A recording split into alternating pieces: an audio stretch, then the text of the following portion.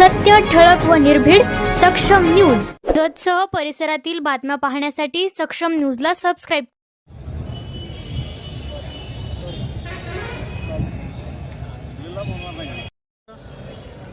आज रोजी मी विजय अंबुराय बागडी पाटील गाव संक जिल्हा परिषद गटातून गिरगाव गणात माझा उमेदवारी अर्ज दाखल केलेला आहे. मग काल आपण आमच्या मातोश्रींचा पण अर्ज दाखल केलेला आहे संघ गटाकडून जिल्हा परिषद ह्याला संकला. आणि स्वर्गीय बाळासाहेब ठाकरे साहेबांना वंदन करून आज जे साहेबांनी जे धोरण दिलेलं होतं म्हणजे 80% समाजकारण आणि 20% राजकारण, त्या धोरणावरती आम्ही हे निवडणूक लढवतो आहे.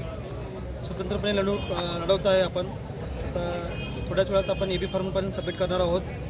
आणि आमच्यासोबत आमचे तालुका प्रमुख यांचे पत्नी सौ मॅडम यांनी पण फॉर्म भरलेला आहे कोजनवाडी पंचायत समिती गणातून.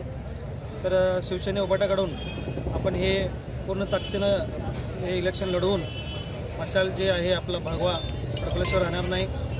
आणि आमचे जे काही धोरण असतील म्हणजे काम करायचे निवडून आल्यानंतर पुढचे चांगले सोयी वगैरे आपण लोकांना देऊ.